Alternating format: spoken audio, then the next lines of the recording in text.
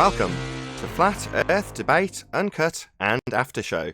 I'm your host, Nathan Oakley, and if you are new to this channel, or you've not done so already, then be sure to subscribe, hit the bell notification icon, and join button if you'd like to become a Nathan Oakley 1980 channel member and keep up to date with the Flat Earth Debate. If you would like to support the channel, there is a super chat that runs alongside each of these shows while they are premiering.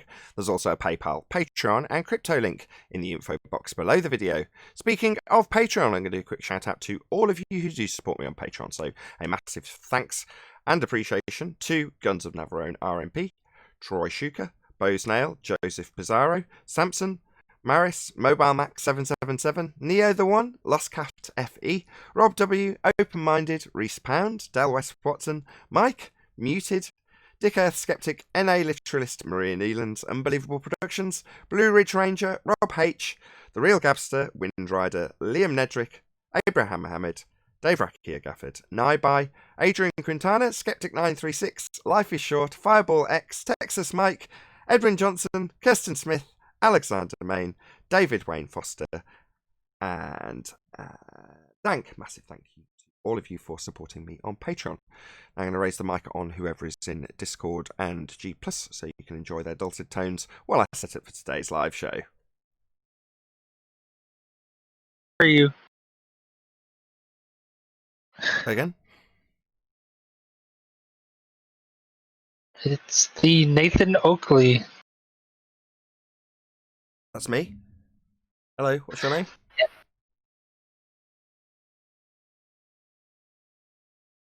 I'm a big fan. Excellent. What's your name? Samsar. Samsar. Very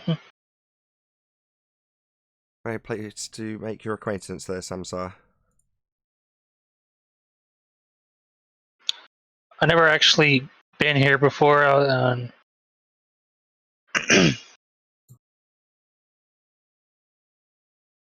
That's okay, don't be scared.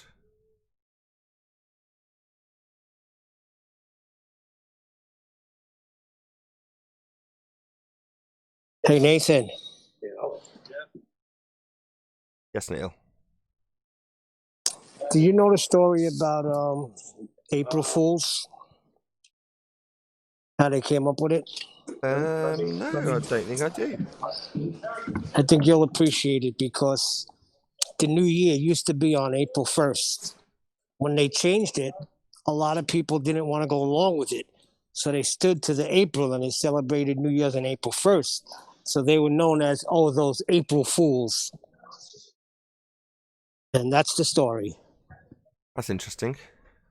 I heard you talking about not being happy about New Year's being in January, so I figured you'd be happy to know that it's really not. It's in April, like you said. Interesting. My folks got married on April Fool's Day.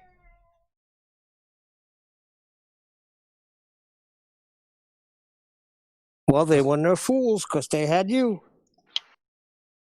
Maybe. I see. It's propaganda is what you're saying. Correct. They put it into the middle of winter and people went, that's just silly. And they went, let's call those people silly. Mic check. Hey, 10. Gotcha. All right. Yeah, I had to restart. Oh, thank you for that, Neil. I did like that a lot. You know, I did not know that Friday was Friday. I thought it was Saturday. So I was very upset that I did not make the show. I'm like, you kidding me? Today's only Friday? This is at about 3 o'clock in the afternoon. I'm finding out. I was like, I missed Flat Earth Debate. I thought it was Saturday too. I was correcting Nathan.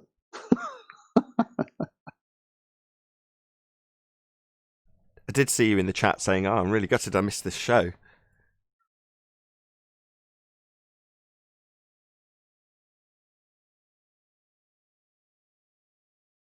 Yeah, I was voicing my opinion on chat.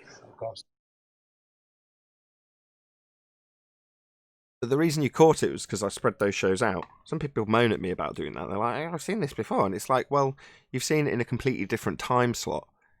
By coincidence, you've seen it where I've happened to have spread it out, but it won't be at the exact same time. I am trying to appeal to a different audience when I put them on the second channel, or put them on the main channel, and they've already been on the second channel. In other words, they're unique to the main channel because you can't not be. But I'll put them out at a time that they haven't been seen. So I'll generally try and weigh up based on the comments, or if it's a members only video, how many people have watched it and how many people have commented on it, which is the most appropriate to put out over the weekend. In other words, although I don't label them as such, they're basically the best ofs that go out on the main channel, and that just happened to be the one that you were in going, oh, I'm gutted I missed this. Now, obviously I didn't say that to you in the chat, but it's like, well, this did actually air, I think it was 3 days ago on the second channel. But obviously the second channel's got far less subscribers, so most people don't actually see them when they go out on the second channel. I'm not saying you're not subscribed, but I'm just saying that there's a reason why they'll go out, and the avid fans might go, oh, well, I've seen this before. It's like, well, I record 5 days a week, and in between recording, while the recording is running, I go live 5 times a week, right?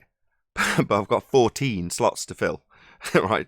So there's 2 time slots each day, and I do both on every single day of the week. But there's actually only 10 to go into 14 slots, so obviously you can't have every single one of them be new. But my point is that that had already gone out, so to you, you're like, I'm glad I caught it. It's like, well, you caught it because I put it out again. Make sense?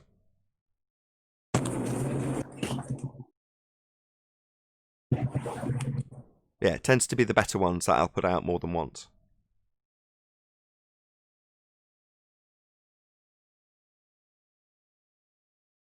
Hi, John.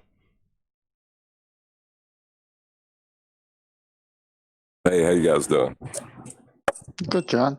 Pretty good. We were just told by Neil that April Fool's Day is what was originally celebrated as the New Year.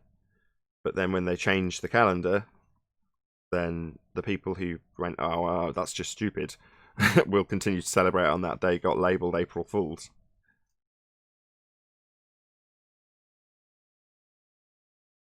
According to Neil.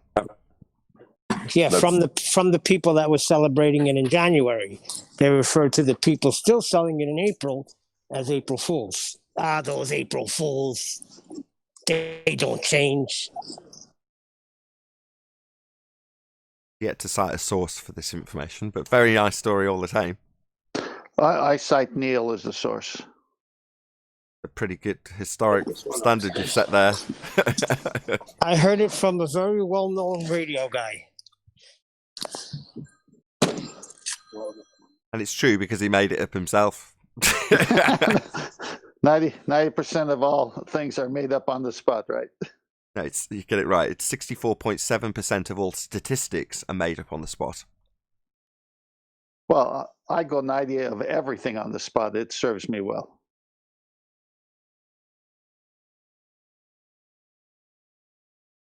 I don't remember what the guy's name is now to quote him, but Richard D. Hall, that's it. He says, don't believe anything that you hear and only believe half of what you see.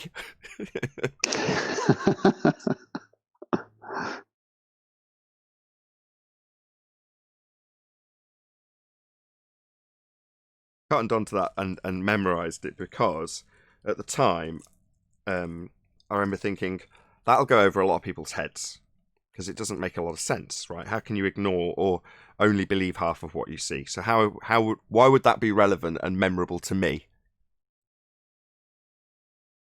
I'm asking you to guess. Go on. Yeah, let's see. That would, if it's half of what you see, you're going through. So the magicians, they have ways of showing you things that aren't real, that appear real. Perfect. And how would that be relevant to us? Oh, let's see. We're on this topic of space, a place that doesn't exist. That'd be one of them.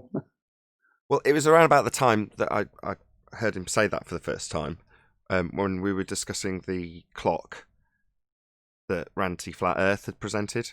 And I was saying it's just a clock at 20 miles. That's the full description. But what you're told to see is a holographic projection of a clock from behind the reified edge of a physical geometric sphere edge horizon formerly known as Earth curve, by way of a refracted value utilising an hour that's been debunked by the Black Swan. Now that's their explanation of what you see. That's what you've got to believe. It's a mirage, right? Right. Well, that's when you actually think about what Richard D. Hall says, only believe half of what you see. Well, in that context, what you saw was a mirage. Only believe half of what you see. It's not a mirage, it's just a clock at 20 miles away. You can just see it. Yep. They've got that one on the horizon. They've got stuff supposedly in the violation of second law, which is having a sky vacuum next to our Earth's air. There's a lot of them, I'm sure.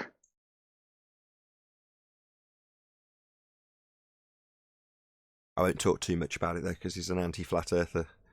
Probably because he paid a lot of money for his intro sequence, which has a globe transitioning to the low view of some town, presumably his hometown or something. Well, maybe he's just believed the wrong half.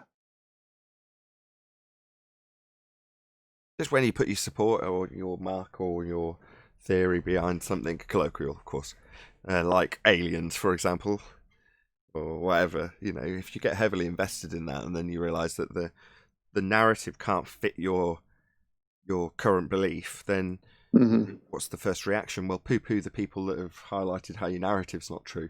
In this case, the heliocentric model. And we discussed this many times, but when you look at Scientology, it's basically just an off-spin or offshoot of heliocentrism. It's very much based in the heliocentric narrative. But do they get into a tiz about us? Well, no. Well, why not? Because we're essentially destroying their paradigm as much as we are any other globe-believing heliocentrist. No difference. Yeah, exactly. Maybe when the globe religion is falling to the wayside, I could say that in a current tense rather, as it's falling by the wayside, would that be the way of keeping hold of the narrative for heliocentrism in a controlled way that's potentially ridiculed, bled dry for its financial gains and control over the elites, and then merely utilised as a controlled opposition narrative going forward into the future, because they all want to control all narratives, don't they? Well, even if we're no longer part of a heliocentric world, that's still obviously a narrative that's been very prevalent for a very, what we would perceive as a fairly, we even argue against that, I was going to say for a long time, but we'd argue against that in some contexts too. So, that's something they still going to want to retain control of to a certain extent, even if it's relinquished as the Western world view. And maybe Scientology is their way of keeping it under some sort of crazy controlled up narrative in the future. Well, they have various, how can I put it, more than one choice. So Scientology would be one of them. UFOs would be another. Aliens and people giving testimony of aliens, and so now it's all in the news. UFOs, aliens. What's those 7 lights in the sky? They held a pattern. Oh my gosh, And then, oh yes, I was abducted by an alien, and this is what happened. And so now the government jumps in on aliens. Okay, we have secret files that are about to be revealed. So anything to keep that second law of thermodynamics violation thing alive. And the whole idea of unidentified flying objects in most instances probably just military test vehicles. That narrative attached to a sky vacuum with destinations in the form of the lights we see, that all falls by the wayside too. And obviously those two things have been very much attached. As I say it, I noticed that my what's it called, wallpaper engine, like an animated desktop background that I use just to do my intro, and it's got a little like a radar scanner, and next to it it's got some what looks like Matrix style old school 1980s green font, and it just keeps saying UFO, UFO, UFO. So obviously the scanner's looking for USOs according to this this animated wallpaper someone's made. In other words, it's so ingrained in the Western worldview that even somebody coming up with an animated desktop will have that sort of idea of things out in the Neverland that is the sky vacuum. The whole paradigm is, it got its own controlled opposition within its own narrative. It's weird, to have aliens ridiculed, right? And then you get to a turning point where they just say, yeah, they're real statistically. Or Well, they statistically, conditioned us through Go on. TV so much. I remember in the 60s, my favorite Martian was black and white series. Obviously, a Martian, and he had two antennas going up at the back of his head. And then later on, you had Mork and Mindy. Robin Williams came from somewhere else. And then you've got all the classics like Star Trek and all of those space movies in that genre. Then you got the cartoons, the magazine, Marvel comics. I mean, the conditioning has been steady and relentless. Yeah, and simultaneously ridiculed. Yeah. Weird, isn't it?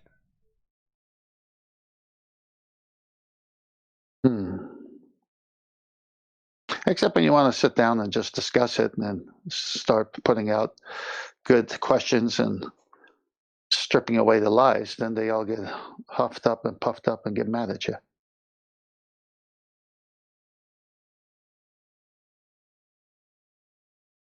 A fair few people in Discord and hardly anybody's talking. I'd have thought we'd have had an interruption by now.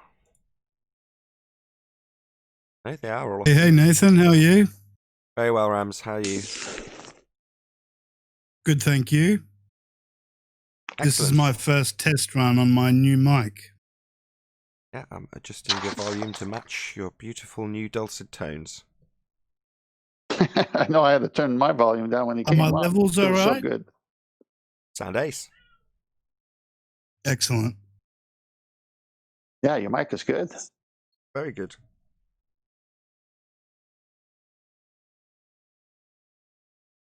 So what's new, Rams? Just the year so far. And nothing then. Yeah, nothing.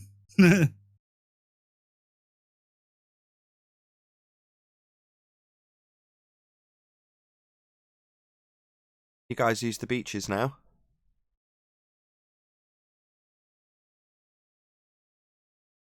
Yeah, I think so. That's good, I suppose. The little things we should be Yeah. thankful for these days, it seems. Yeah.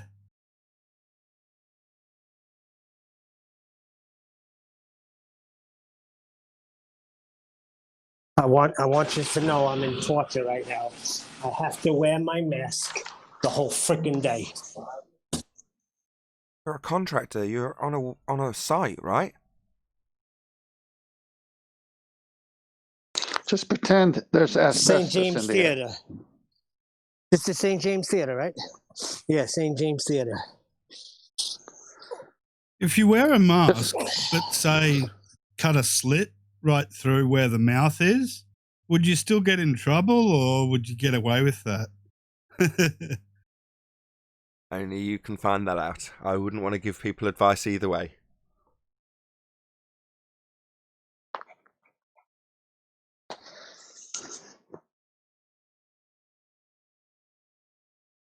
Said it before and I'll say it again. Well, in that case, you're legally wearing a mask if it's a legal matter. And yeah, it's just that it has a hole in it.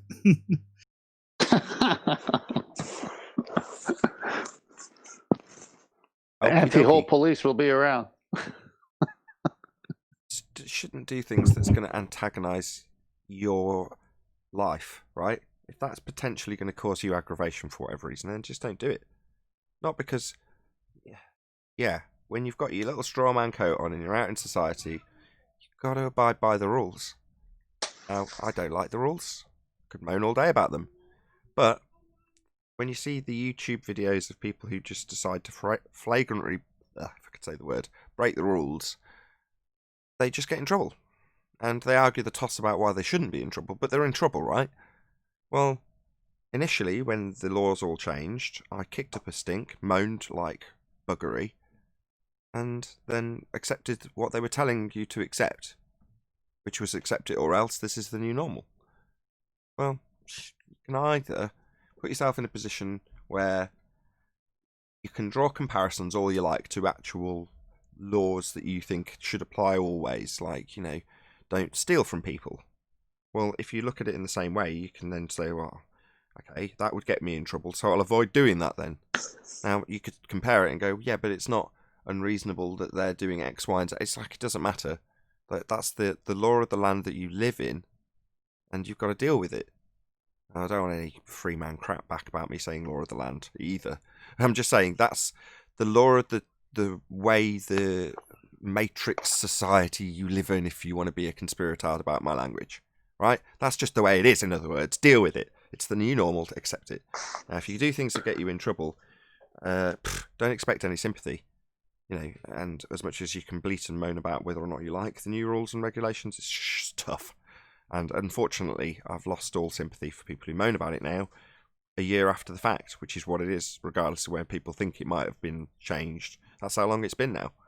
Let's just accept it, deal with it. Right. There are certain stores in California that don't even enforce it, and then there are stores that do. So I just go to the stores that don't. Albertsons, you walk in, it's a grocery store. They've never enforced it. You don't wear a mask. Lowe's and Home Depot don't enforce it. I always walk in there without a mask. The smaller mom and pop stores, usually the ones that are barely open, they don't enforce it. Walk in those. Sprouts, some of the other, like Big Five, Sporting Goods, I don't think they enforced it. One time they tried, but it all depends within where you are and with the people, the manager. Yeah, exactly. I've been in post offices that haven't enforced it, and I've been in various other, what you would consider to be more official public buildings. I don't want to name them because I don't want to shame them and have them suddenly get in trouble. But by the same token, it's like, as you say, you adapt your behaviour to what suits you best. And if pulling a mask out of your pocket isn't necessarily going to be frowned upon, if you happen to forget, let's just say, then you might find yourself in those stores more. Just by coincidence, right? Yeah, you don't have to go to those stores. Go to the ones that don't enforce it. Indeed. As I say, we could moan about it all day long. I just don't see the point personally. Laws aren't going to get changed back like most laws. I just hope they don't go off the docket. They're always on there, right? Even if they're long old, never enforced and laughed about and joked about. Oh yeah, well, why haven't they been scrubbed from history then? Oh, they're still there though, yeah? So they might be enforced. Could be enforced. They're definitely enforceable. But let's have a little chuckle about how they're still there but not enforced, and it seems silly when we don't have horses anymore, or whatever it's about. Well, this situation is similar to a schoolyard and having the status quo of the schoolyard, and then you come into it, you say, no, I'm not into that, and then the bullies come and say, hey, you better behave because this is our schoolyard. You say, I don't care what your bullies say, this, I'm not going to behave. And so you have your factions, and I remember that when I was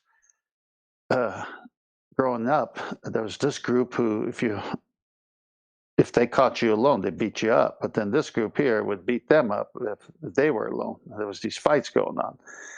And so I was just independent of both groups.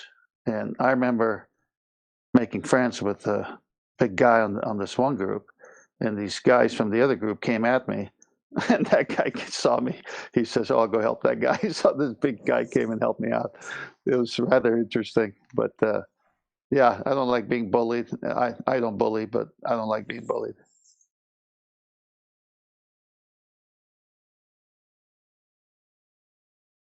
Yeah, and half the time, if you're not aware of the communications that they're using to communicate this with you, you're unaware of it anyway.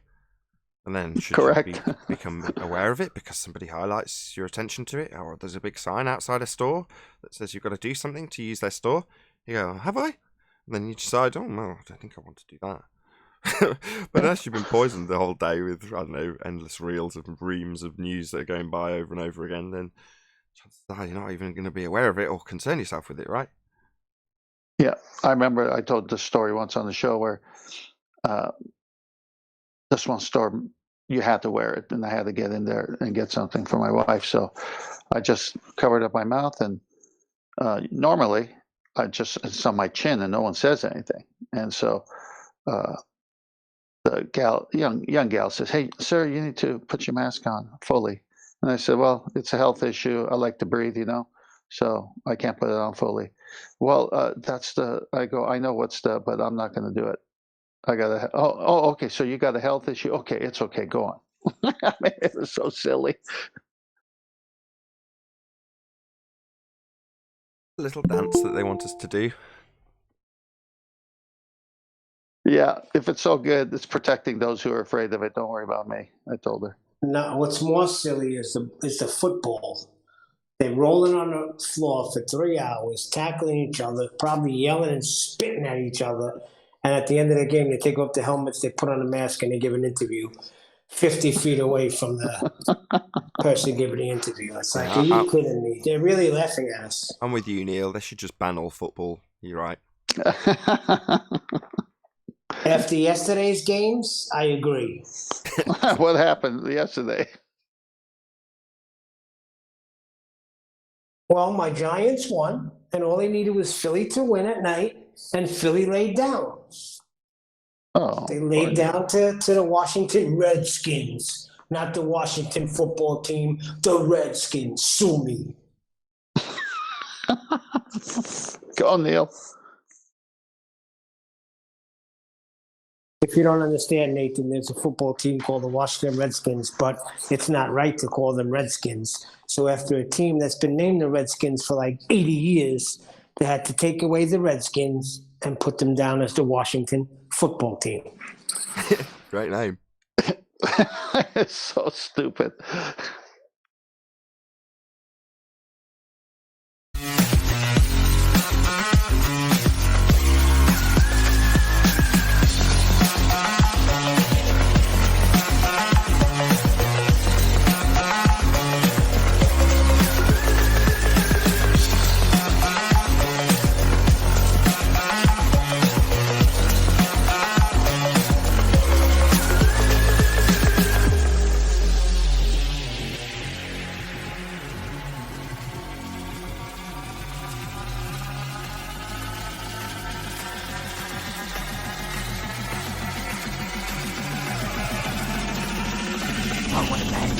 What a lovely day! Welcome to Flat Earth Debate Live. I'm your host, Nathan Oakley, and if you are new to this channel, or you've not done so already, then be sure to subscribe, hit the bell notification icon, and join button if you'd like to become a Nathan Oakley 1980 channel member and keep up to date with the Flat Earth Debate.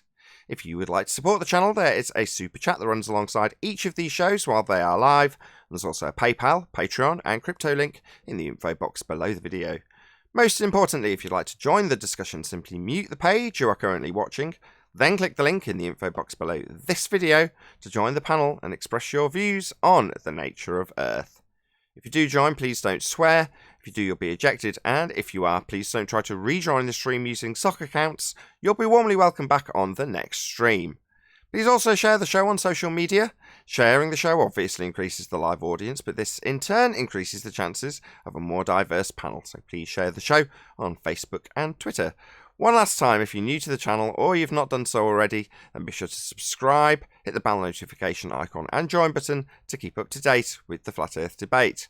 Now, we are joined by somebody who's trying to join during the intro, which is Arwin, and 10th Man, John, Neil, and Sleeping Warrior, together with a whole bunch of people in Discord. So, welcome, one and all. Good morning, everybody. Hello. Morning, good morning. Enthusiastic Discord, good. Any evidence of a physical geometric sphere edge horizon formerly known as Earth curvature? Never in my lifetime. No, but we can calculate it into existence, and then based on maths, we can then assert that it does exist.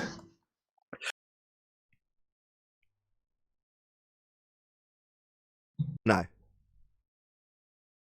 Any evidence of the physical geometric sphere edge horizon, formerly known as Earth curvature?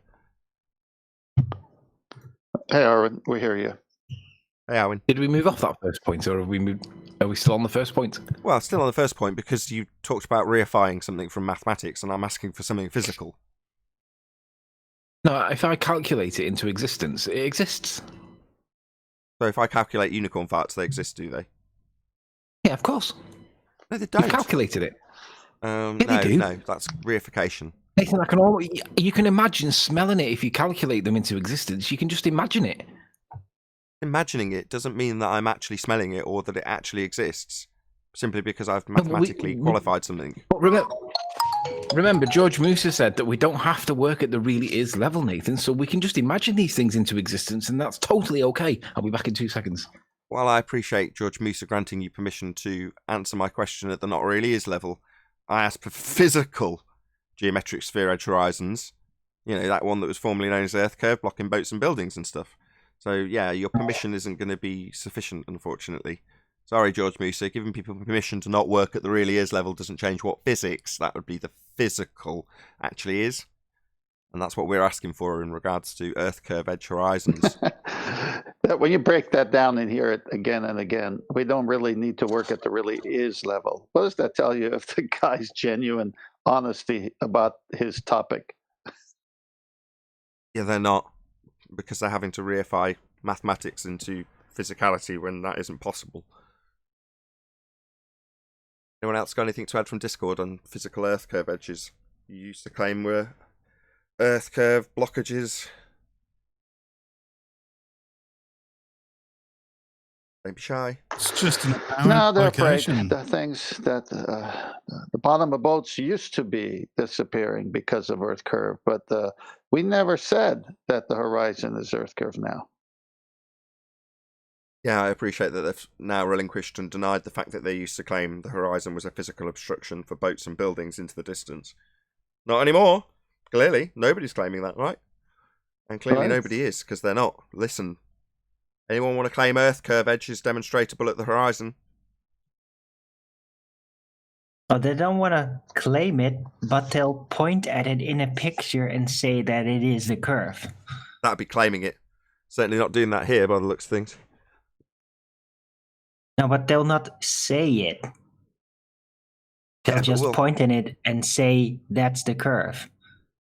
See? Yeah, they'll point at the horizon and say that's Earth curve. That is actually their rhetoric. That's what they need to claim. The unfortunate truth being that it's been debunked.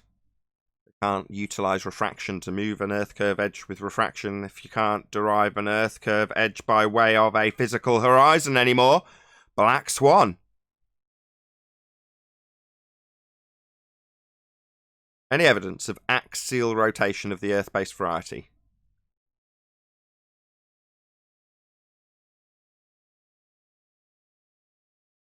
Don't all go at once. The claim we have 15 degrees an hour turn of the Earth underneath things that aren't attached, so we see them drift away. 15 degrees an hour. Anybody? Well, then we would have a Coriolis effect, wouldn't we? Hold on, I won't say again, Rams. Then we would have a Coriolis effect with things that fly, and but we yeah, they don't say see we've that. got Coriolis effect, and we don't. That's things drifting away from you at 15 degrees an hour as Earth rotates underneath them. Your observation of it seeming to curve away or drift away, that's Coriolis. Unfortunately, that would imply that things are drifting away from you as Earth turns underneath them, and that would shorten flight times when travelling west, because Earth would be turning underneath planes. For us to observe them seem to drift from the ground, yes, that's the claim they actually make, that we have Coriolis. But then when you look into definitions of Coriolis, they talk about all sorts of nonsense, like wind and stuff going down drains, which is only Coriolis if you're in that wind spinning around, seeing things not actually drift but seem to as you spin around in a wind or in a drain. So unless you're part of the rotating reference frame, seeing things seem to drift as you turn underneath them, it's not Coriolis. But they convolute it with all sorts of nonsense about winds and drains because they want to convolute what Coriolis actually is. You rotating under things not attached and them seeming to drift. I.e. you on a roundabout looking at a tree that's not attached to your roundabout, seeming to look like it's coming towards you as you spin around, when in reality it's you turning underneath the tree. The tree's not moving, it just seems to. The seems to bit is Coriolis, i.e. not actual deflection. Apparent deviation, however you want to term it.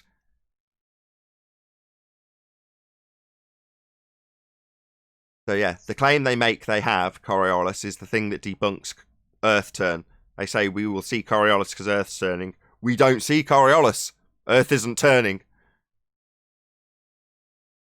They just got back, but yeah, on that Coriolis, it's funny how they play both sides of the argument, and they're wrong, of course. But they'll say, well, when you shoot a ballistic, a bullet, the Earth is turning underneath the bullet, but it's not turning under anything else. It just has a bias towards just the bullet, I guess.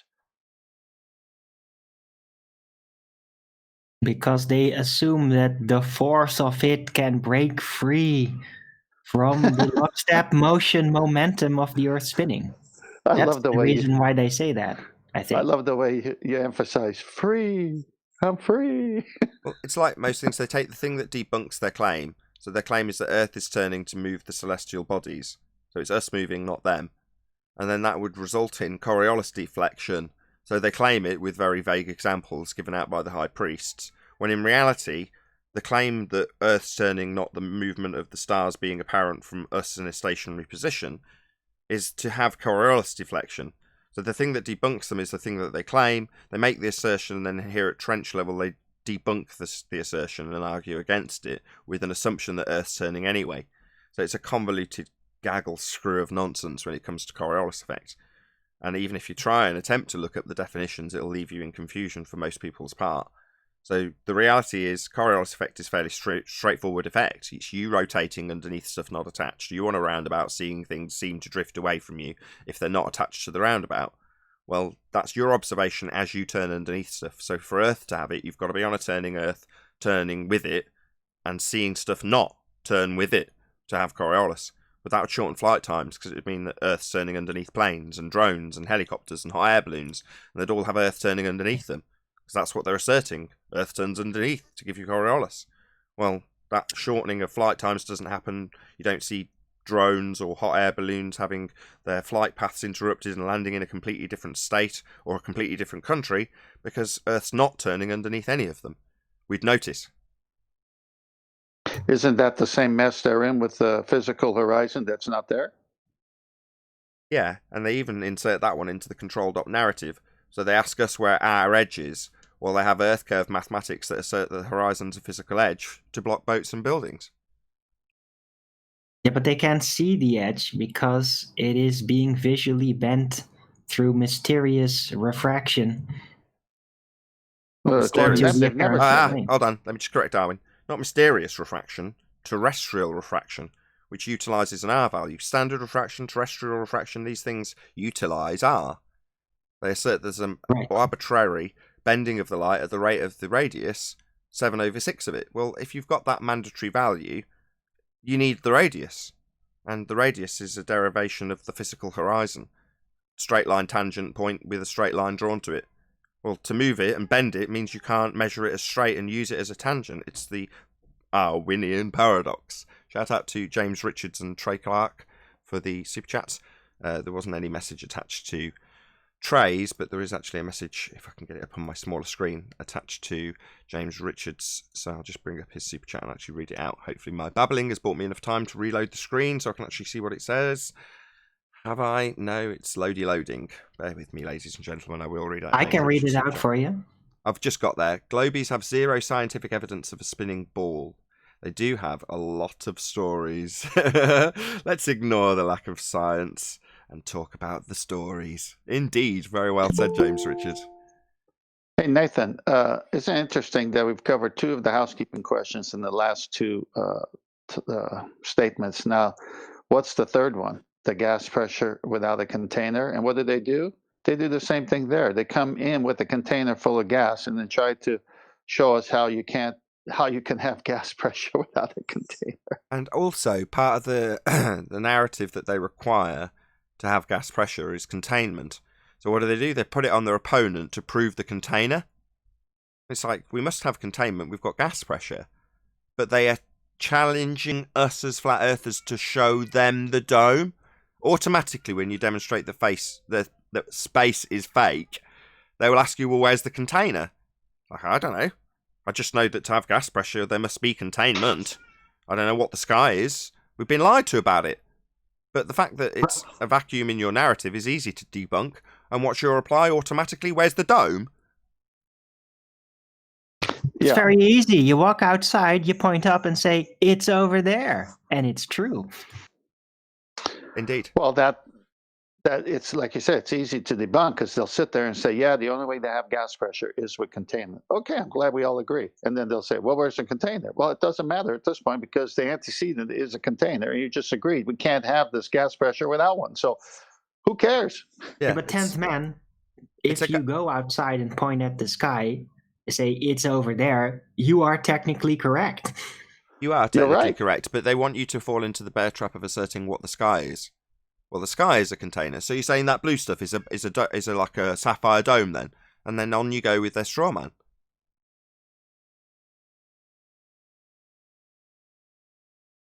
Could be if you fall for that. If you're going to get material specific about it. Because if you're going to claim some kind of material for the container, then automatically the question arises, so what is outside of the container then? And then it becomes a convoluted clusterfuck of, potentially maybe it's like a domed disk in outer space after all, or something like that, Well, reminds me of a conversation I had with somebody. There goes my suitable for all tick in the YouTube algorithm. What's that? I'm just muttering about how I'll now have to disclaim that swearing. Okay.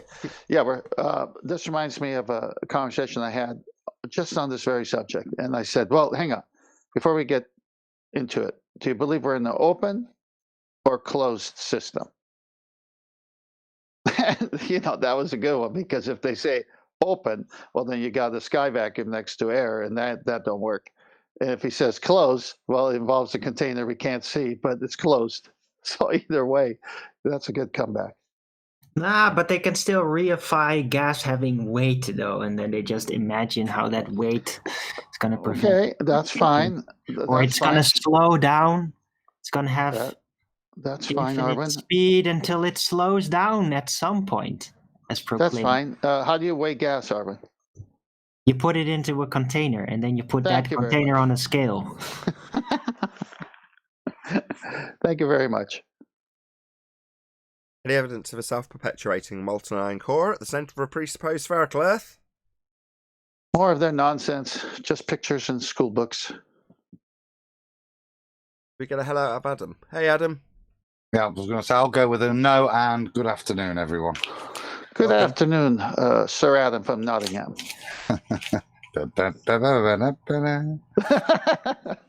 Maybe you can help us out with the next question. Any scientific evidence of gravity?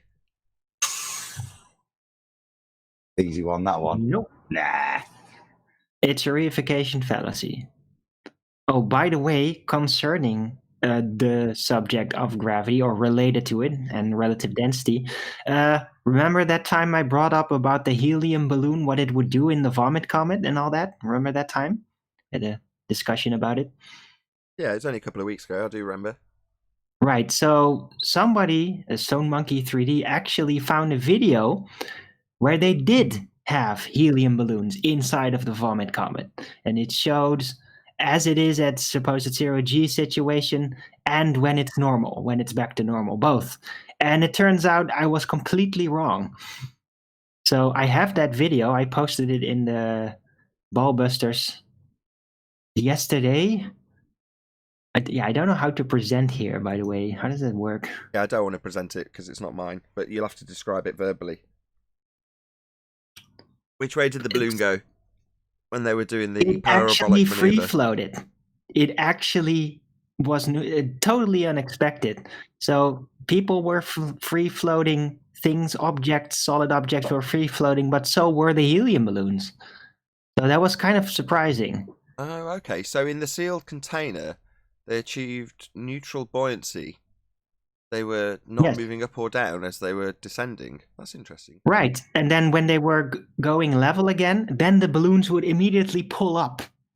So they were definitely filled with helium or a lighter than regular air gas.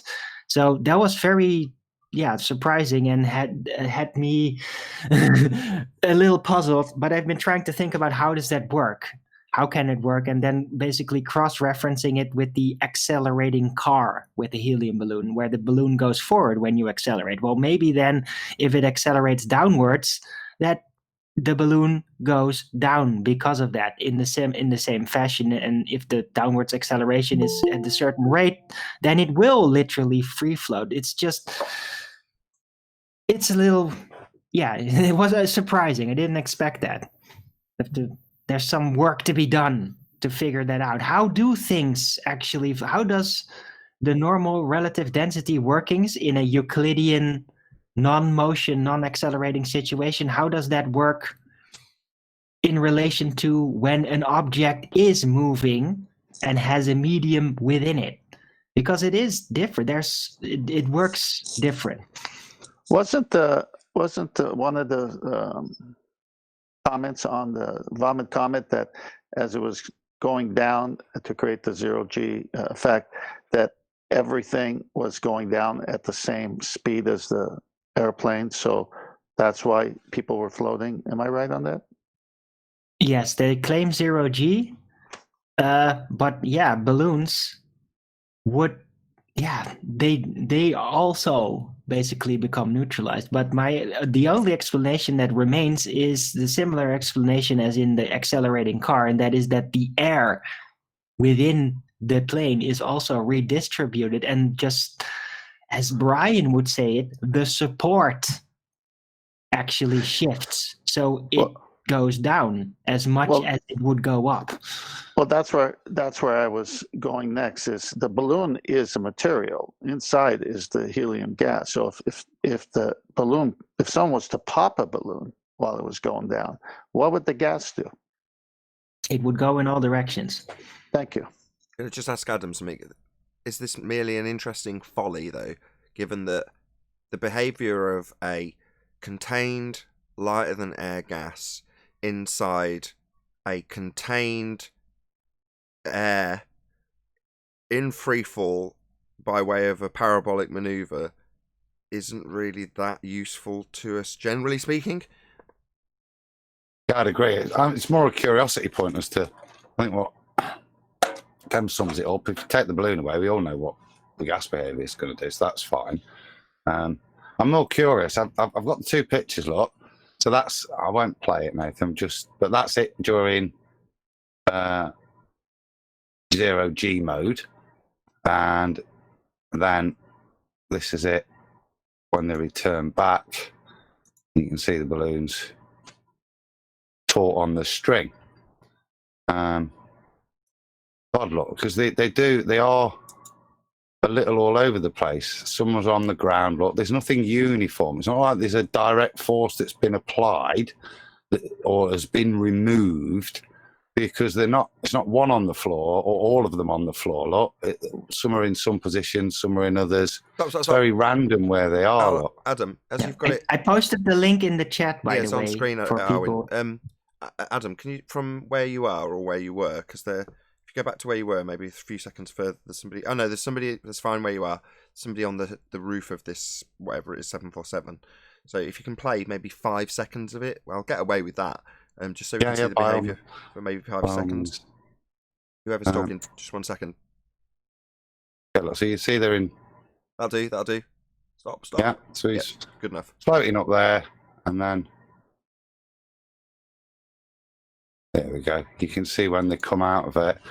The guy's now sliding down the wall, and if I press for another few seconds, you'll just see the balloons go up. So they return back when it comes out of the. Okay, so when it levels out, they, as per you'd expect, they rise up to the bottom to the top of the fuselage. Whereas when they're in free fall, it seems like they just bob around like the people bob around. Well, they're all. See, what's odd, is they're all at different heights. They've all got different levels of tension in the string. So whether that's just different rates of inflation, but I mean, this one's on the ground, So it's one watching it, just make the different temperatures then, pressures then. No, it's relative density, isn't it? You're seeing relative density differentials between the different sizes, volumes, densities of the balloons relative to the medium that they're in, right? No, because there's a parabolic manoeuvre akin to free fall that's taking place as well. So no, I just see this as a folly. It's interesting to talk about, but A container within a container in free fall. That's what we're looking at. Which is all, anyway, nothing that gravity's claimed to be. You mentioned gravity. If I may, it's not a proof against relative density, because relative density theory is anchored purely in a stationary Euclidean setting. So if the whole thing is moving, then whatever is moving within it, that is not really accounted for by the relative density theory. Only if it moves along the axis in accordance to its density, not what happens within the thing that is moving. Well, I would still say that it still proves relative density. Same as a car. The gas is just moving to the back. That's why the helium moves forward. It's just displacing it in a different direction. It's not directly explained by relative density, but again, it falls outside of relative density because it is in motion.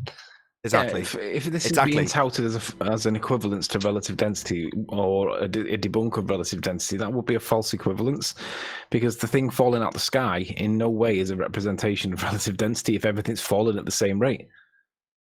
I'm with Flatzoid. I'm with Arwin. Excellent. What was the original assertion? I missed the original assertion. It's not. It's just a folly. It's just interesting. We were discussing what a balloon might do, and now we can see it. It's just interesting. It's not particularly proving or disproving anything. Play it again, Meekin. Don't know. I don't want him to. No, you'll have to do it. It's in Ballbusters chat, just below your last post. Okay. 3 up. Anyway, just so we're back to a relevant point that's even slightly related. Any evidence you can have gas pressure without a container, given that we're looking at a container of the balloon in free fall inside a fuselage of a 737 moving through the air with air in it. Any evidence that any of that could be achieved if the sky was a vacuum? Yes, the gas in the balloon in a enclosed container moving down at an accelerated rate within the container of the Earth realm proves gas pressure without a container. What Arwin's just done is just taken that folly and somehow spun it into an answer to this question.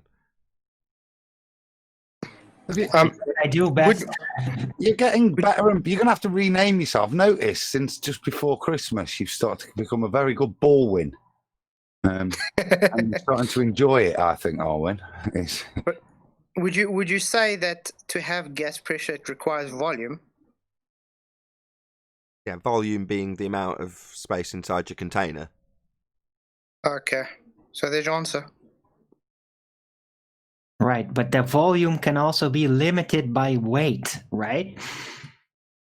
So the container can be weight. I see what you did there. At the edges of the volume that prevent it from continuing on, and that causes the gas pressure within the weight outlined volume.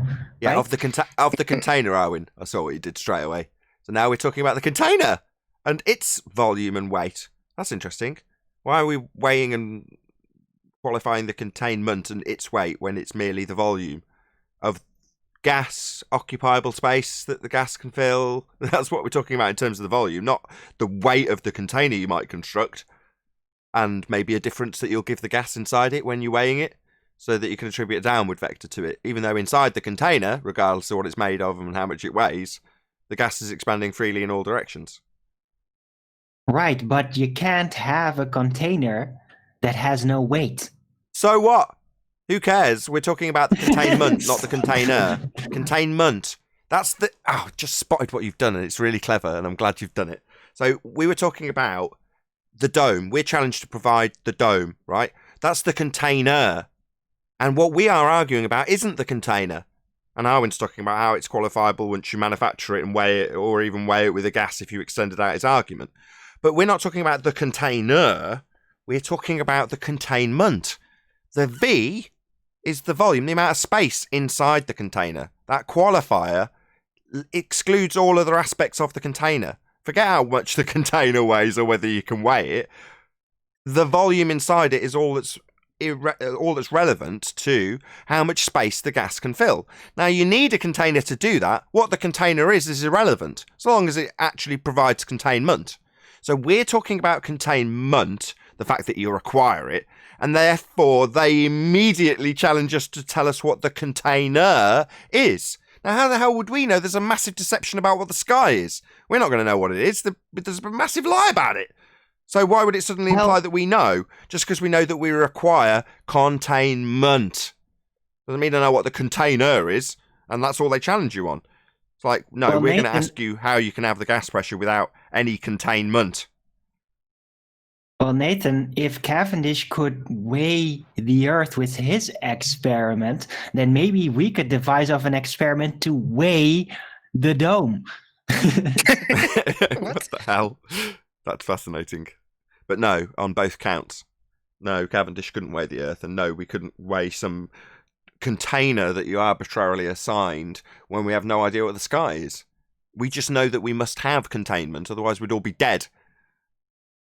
But don't you think it's really fascinating that to have volume, everything has to be physical, and to have physical, it needs containment of some sort.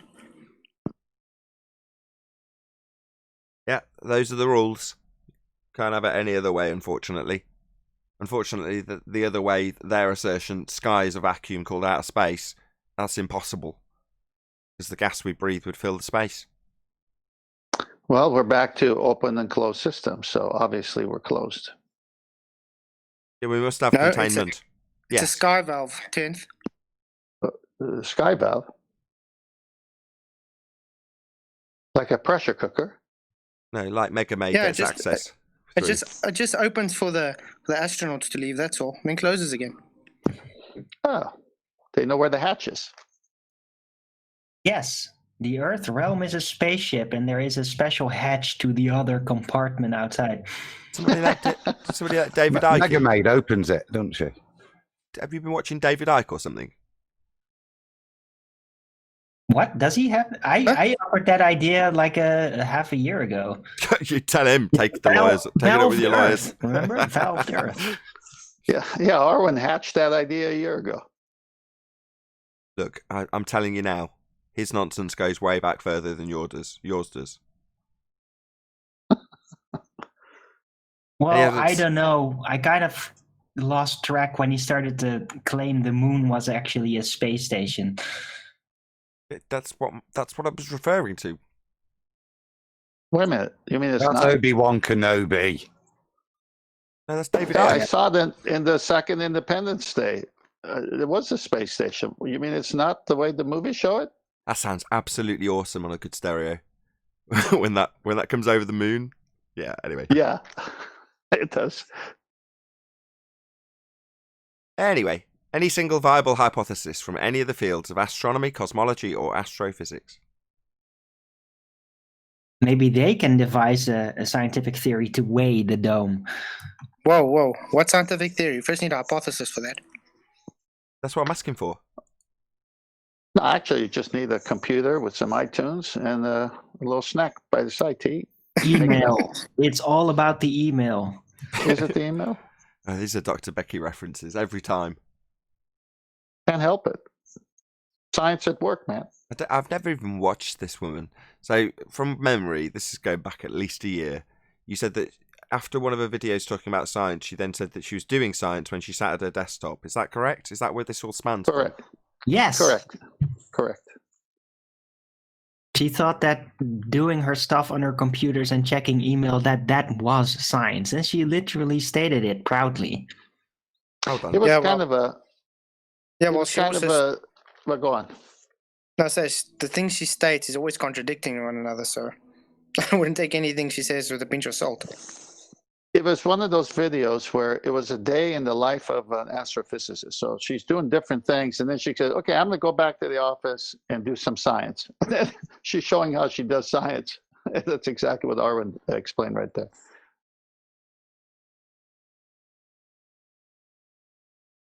Indeed. Any evidence of the R value? Earth radius. Black Swan. At best, we've disproven the radius. Would you not need a physical geometric shape for the radius? You would. You'd need a physical geometric sphere edge horizon, formerly known as Earth curve, to derive a geometric tangent point, that would be the physical edge of their Earth that formerly blocked boats and buildings, with a straight line to it to derive that R value. Unfortunately, they're telling us that we wouldn't expect to see the geometric horizon. Nobody's claiming the horizon's Earth curve. And it's a different no. One or the other. Arwin, go ahead. Go ahead, Arwin. The math claims it is. Yeah, that's from Rumpus. The geometric horizon only exists in the maths. Yeah, that means it's not your world. It only exists in the maths. Okay, right, so the only thing left to do to get your Earth curvature real again is to reify mathematics into reality. You can't. And you got your globe. You can't, because their maths derives the R value from a physical horizon. So you can't. That's the end of it. That's the end of the globe. It died 1st Jan 2020. I want to challenge the math. Black Swan destroyed it. So if Rumpus was on the show, I'd say to him right now, Rumpus, if you're right, then at 3959 radius, the current model of the sphere you say we live on, that horizon has to be at 1.22 miles, but it's not. But guess what? It's definitely over 10 miles, but we'll just give it a 10-mile value in the Black Swan picture. And at the 10 mile, it would have to be 264,000 mile radius, which would make it bigger than Jupiter, almost as big as the sun. Well, since that's not the case either, guess what? We don't live on a sphere. How do you know how big Jupiter is, though? Well, that's a reification too. No. They use R. Based on assumption of R somewhere else? Yeah, they take Venus to be the same size as Earth, apply Kepler's third law. That's how you get everything, the whole lot, all of the distances, everything. Well, so are you saying, hang on, Arwen. So are you saying, Nathan, that if the Earth, which of course it's not, but just have fun here, then Jupiter's radius would be a lot bigger since the Earth is 264 now? Well, I mean, yeah, you can insert any value you like into those maths. Just scales up if you increase those values. So yeah, it would make Jupiter bigger and further. So if the Earth was 264,000 mile in radius, then Jupiter's radius would be bigger and the distances would be far greater than what they currently say they are based on the 3959, correct? You can hypothetically do this, but this was my objection originally to the Black Swan argument when it was presented before it was developed by Ben in his argument with that same image or the same video reel. So he's saying if you increase the size of Earth to match up with where this horizon puts an Earth curve edge, then it puts the circumference of Earth beyond the presupposed orbital path of the Moon in the standard heliocentric model. In other words, your equator would be out where they say the Moon orbits. Massive, massive, massive, massive Earth. Well, obviously that's ludicrous. You can't have that. It doesn't, number one, you don't just change the size of physical rocks. They are metaphorically or otherwise set in stone. But to hypothetically do it in this example is to miss the point. You can't go beyond a certain physical point if you've got a hill in the way. And they assert that there's a hill in the way. That's the Earth curve edge obstruction. It's falling away from you. And beyond it you can't see because it's a hill in the way. That's what their horizon is. You're seeing the top edge of it. Well, as soon as you start moving that physical parameter, you've debunked the geometry of Earth as a sphere. So there's no point in then speculating about, well, how big would it be if the physicality of Earth could change on a given day? It's like, no, the real world scenario here is physical things don't move. You know, once they reach the parameters that they are in terms of a physical point, like a hill, it doesn't go suddenly beyond that. Suddenly doesn't expose all the things behind the hill and put itself in a position behind things that are formerly behind it, in front of it. It just doesn't work like that. You can't have physical things doing that. So to draw this comparison, as much as it's like the original part of the story for the Black Swan, if you want to document its timeline, it starts off with Ben pointing out what you're pointing out. But when that was put to me, I'm like, I really don't like this because who cares? Yeah, but I think Ben and I are doing it in a fun way, kind of like locking him into the absurdity of it all. And that's all well and good, but meanwhile, we don't have a physical geometric sphere edge for a horizon. And that's the end of the globe. Correct. That's the end of the globe, though. Right. Right. And then after that, we want to have some fun with them. Yeah, it's not like you can go and stick a flag in it. No, but if it was a physical hill obstructing your view, then you could. I.e., if it were on a sphere, we would have physical sphere-edge horizons blocking our view with a qualifiable feet inches value. But their maths doesn't have that in any sort of realistic way because it excludes all aspects of perspective. Your target doesn't change in its size with distance. Now, actual sizes don't change regardless of distance, but the angular size does. And their maths has taken that angular size reduction and called it Earth curvature. When you put things into side view and suddenly photographs are compared to images that have the side of your own head in them, because that's how photos are. Well, no, you don't take pictures that include the side of your own head and have a 90-degree aspect onto where you see. That's merely done to remove all aspects of perspective, so then they can assert when angular limitations reach and breach the point at the horizon, that's actually a physical Earth curve hill in the way. Well, it's not. We've debunked that. That's what the black swan does. So for me, it's like, well, let's just focus on that, given that hardly any of them on the globe side are either capable mentally or willing mentally to accept and understand this fact. You can't have a sphere beyond a certain limitation. And once you've debunked that, focus on that. Yeah, I guess where I'm going with this is, remember the show Mitchell from Australia did? Was that Dr. Tony he did it with, or Mr. Sensible, where he said, at best? Who was that one? That's Mr. Sensible. Okay, so Mr. Sensible said, at best, you've disproven the radius of the Earth. Aha, now we're going to have some fun. So it's 264,000 miles, the radius. So would that change flight times and everything? It's a laughter track. It's so funny. It's so stupid. It's amazing that they don't understand velocity would change with altitude. However, the reason for the modus tollens argument's construction is because when we pointed out that it's not reasonable or logical to beg the question, assume the outcome, the thing you're trying to prove, and we debunked the assumption by way of pointing out the presupposition, they just assume R in every instance. They're like, well, it's perfectly acceptable to assume R because we already know we're on a sphere. Blatant zealotry for any other subject, but in terms of the heliocentric Western worldview, that religion is ingrained in every man in the Western world, man being man, woman and child, and therefore they will assert it as real regardless of it being pointed out as a logical fallacy to beg the question. So we had to, or QE more accurately speaking, had to develop an argument that started with the presupposition because they're saying it's justifiable to beg the question. So it starts out with the assumption that we're on a sphere with the radius that they give us. And according to them, if we're on a sphere, that is set figuratively, I say because we're not on a sphere, in stone. You know, sphere-shaped stones don't change. And once you're beyond the parameters of that sphere-shaped stone, it can't be physically blocking things. It's not a physical horizon anymore. And once you assert that it's non-physical, then you can't derive an R value, which is where their origins begin. With Al-Biruni deriving physical horizons into R values for sphere-shaped Earth. All dead. It's all gone. Globe's dead. And Indeed. And nothing to do but cry about it if you're on the globe side.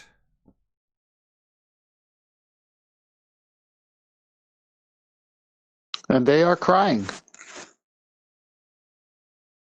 I think they're pulling the air out the little bit that they got left. Well, that will reveal a sphere-shaped head. An actual sphere shape? Just the top part. Yeah, I mean, if you're going to beg R and say we're on a sphere with a radius, and you've given the numbers, and they have 3959, then it's over because the horizon can't be any further than 1.22 miles of the 1 foot observer height. That's a brilliant argument, brilliant modus tollens. It's DOA, dead on arrival. Any argument against it?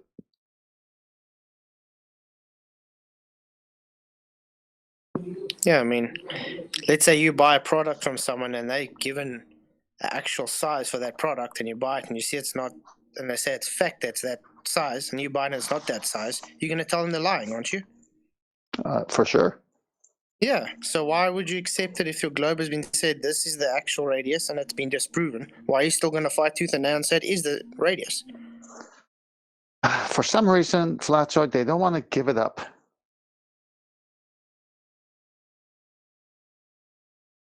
When you say that, it's because that is the very essence of their religious worldview.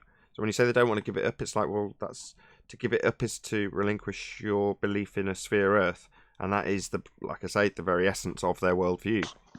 So yeah, you're going to find that reluctance. That's not surprising. Doesn't matter. Well, It doesn't let change me the ask- argument. It doesn't change that when they come here to defend it, they end up telling us just how non-physical the horizon is. In spite of all the maths that used to claim it was physical and blocking stuff, and how much it was blocking by feet and inches values that don't include perspective. So that's all gone by the wayside now, while they simultaneously deny their physical claim of a horizon that's Earth curve. Well, let me bring something else to that. Why do former globe religious believers, why did they give it up then? Let's answer it that way. Why are some people on this panel who believe that gave it up? Like John. John says he's an ex-glober. Why did he give it up? What was more important to John? Well, I needed R to justify, the dip angle measurement to the horizon. If it's refracted, it's not a dip angle measurement. It's a paradox, like Darwin said. You can't do that. Okay, but why did you give it up? Well, my mind wouldn't accept it anymore. They're just got too fallacious. Like, making stories up about Santa, you're eventually gonna say, well, that's just bull crap. So you gave it up because truth won at the end. Yeah, I'd say.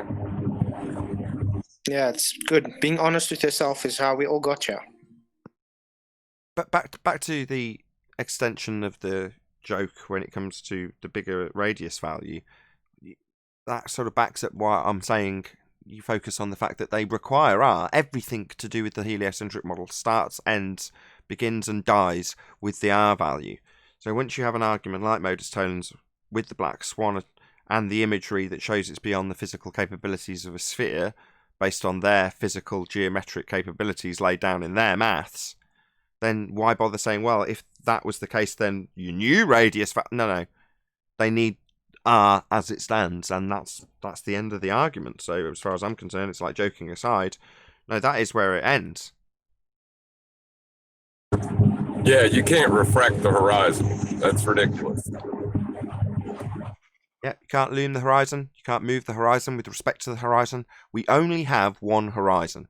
And the horizon in the globe Earth maths is geometric. It's marked with an X labelled horizon and debunked by the black swan. And what are we told when we present the black swan and the argument that goes with it?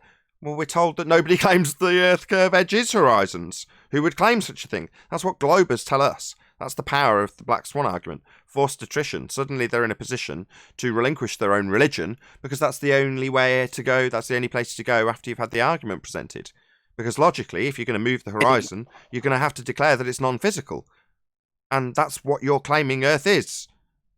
A horizon that's physical, blocking boats and buildings, that's what you need. So that's forced attrition. That's an excellent name for a band. I was going to say, Nathan, Forced Attrition and Alwyn's Paradox. Excellent name for bands. Sounds like a great playlist. On the bill tonight, we've got Arwen's Paradox and Forced Attrition. Warming up for John Bon Jovi. Excellent. So boats don't go behind a curve anymore? Can't block a boat with a non-physical horizon. We're being told and non-physical it is, even though it's marked with an X, labelled horizon, and physical in the globe Earth reification that is the heliocentric model. So no, they haven't got an Earth curve edge anymore. We don't have Earth curve. They're hiding behind your resolution limit. Yeah. And when they take the mickey out of us, they tell you we're behind the curve.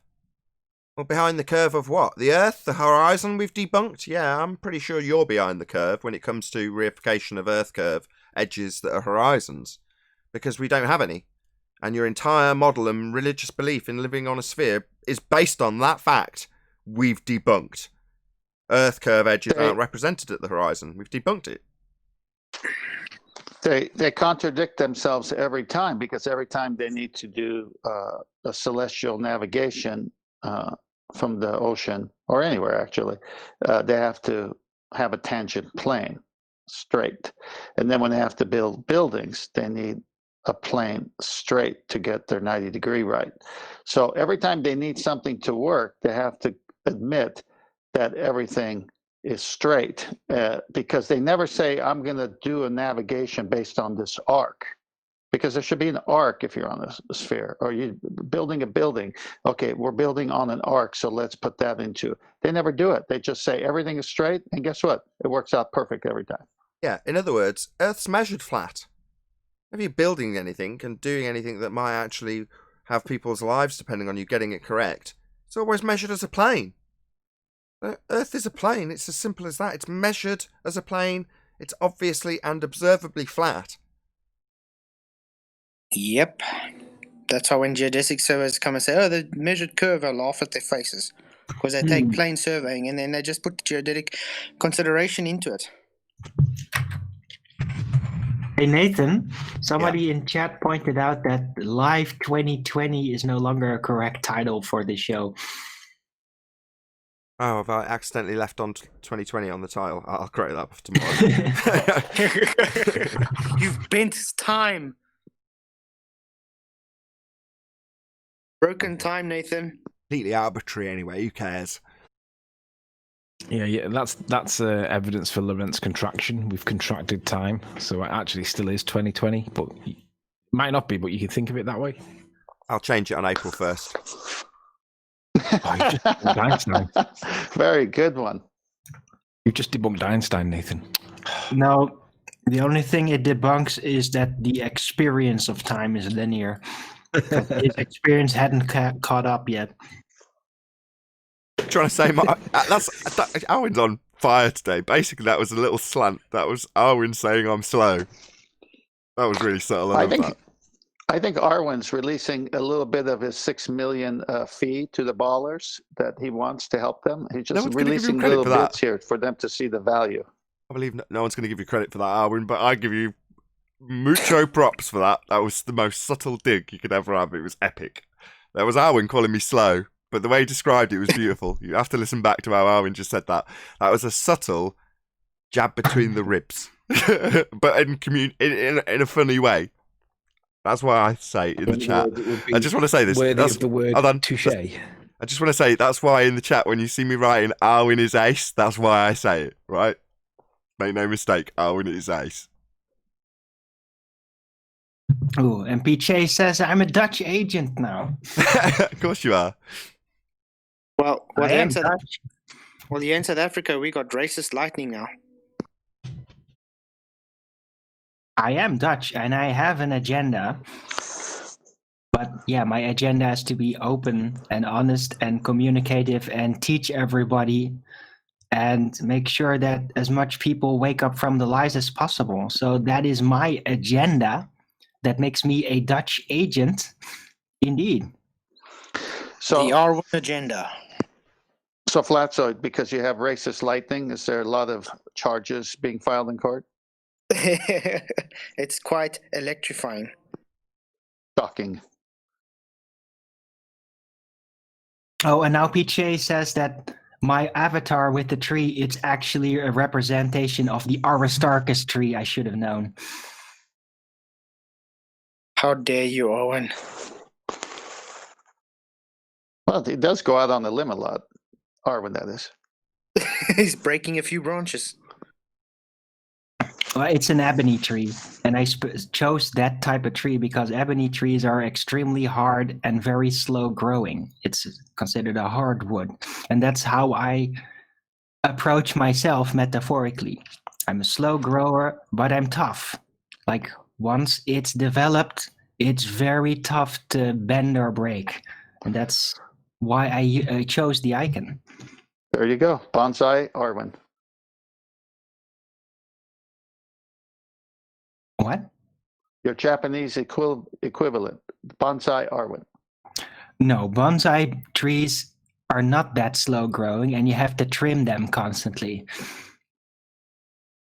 Bonsai trees are not hardwood. Hardwood is actually really slow growing. It gets so technical when I was taking you to an Oriental Arwen. Yes, and you know how I always try to break jokes, especially yours, by taking it literal. That's my specialization. Tenth, I think you should change your icon to stones or rocks. Yeah, how come? Because you might be the rocks with cousins. Cousins with the rocks. Cousins of the rocks. Now just take a photograph of a pebble with a piece of text, "My cousin rocks." Oh, Michelle Thaler, thank you. Somebody from Discord save us from this.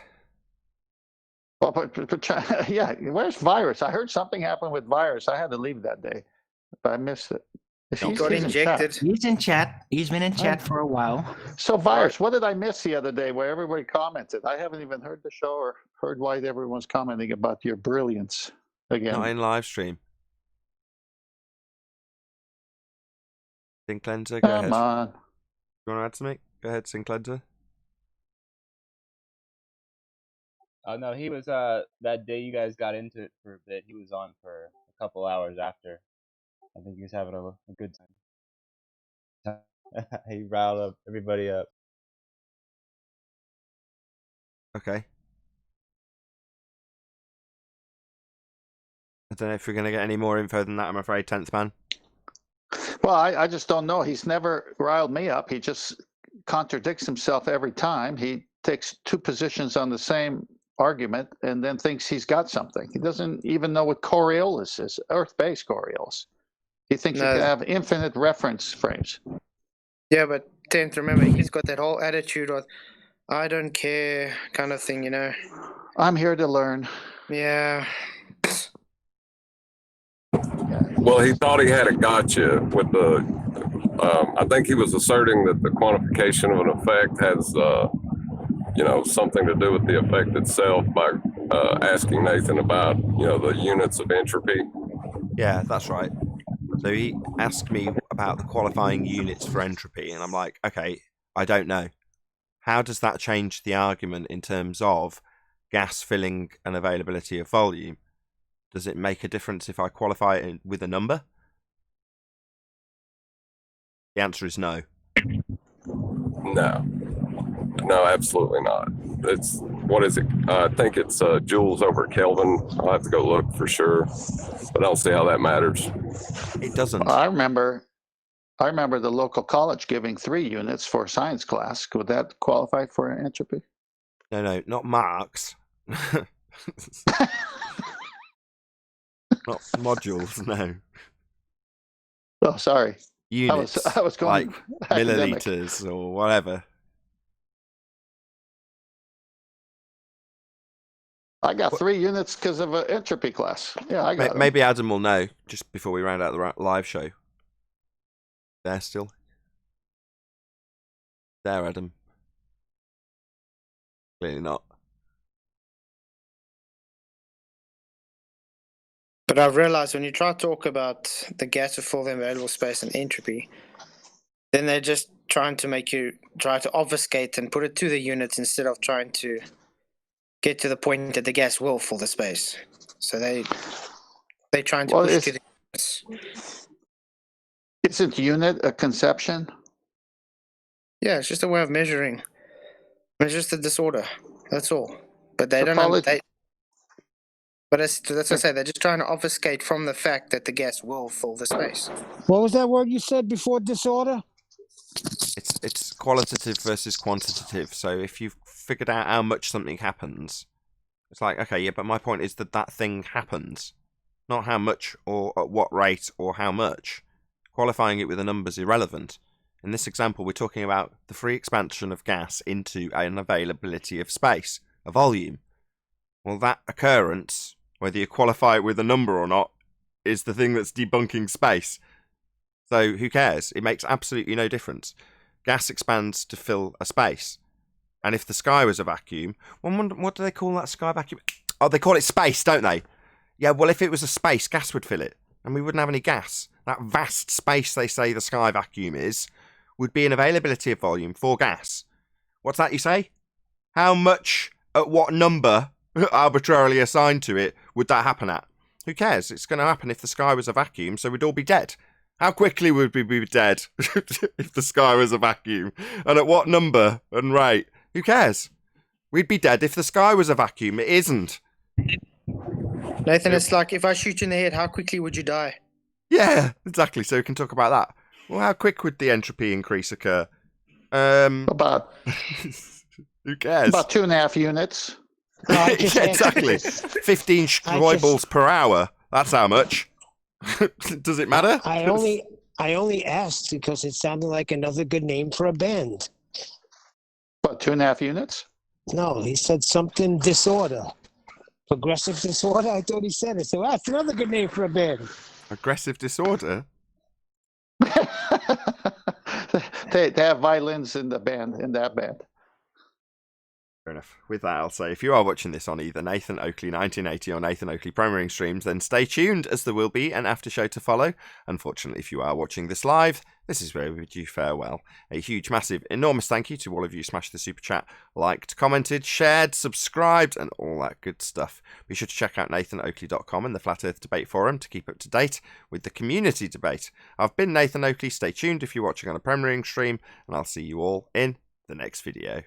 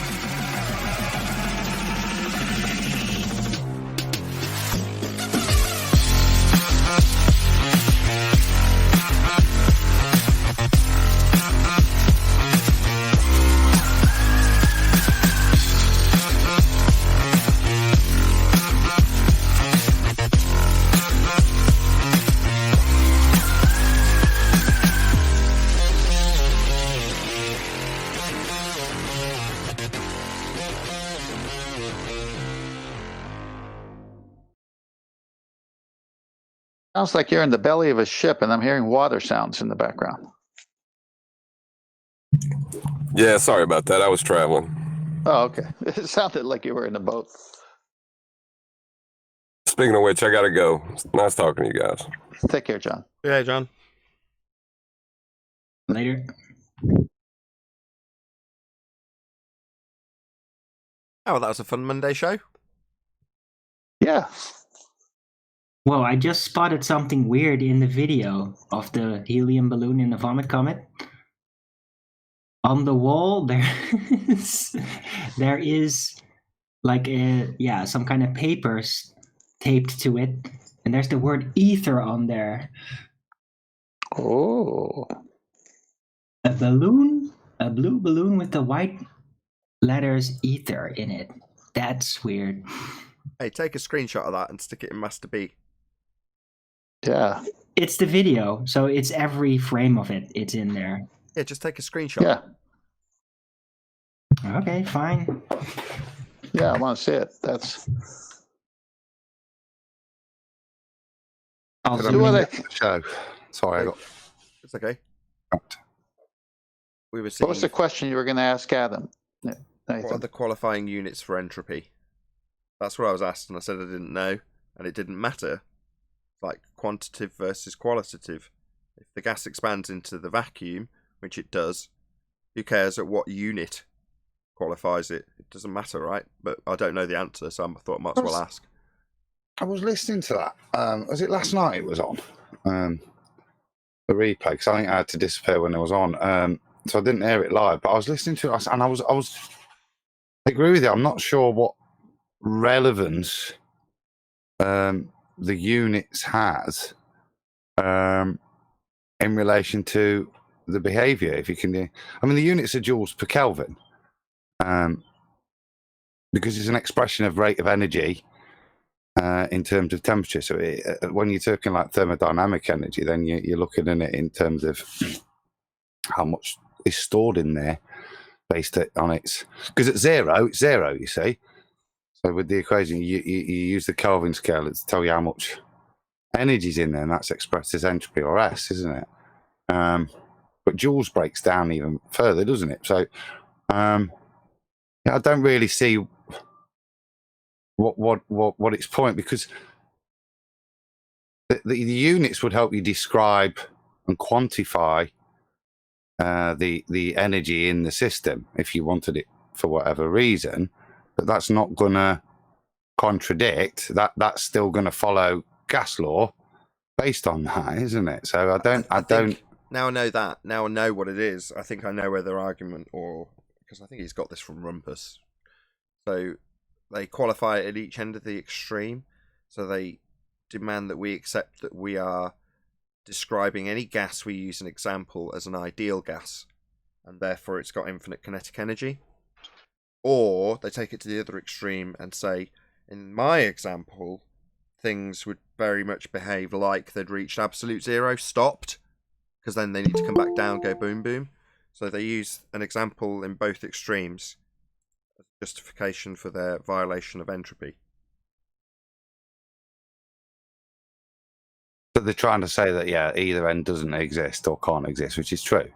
So therefore, none of it's true. That's no, in the case of going down to 0 Kelvin, or absolute zero, they would assert that the gas is very akin to the behaviour at absolute zero, i.e. can stop.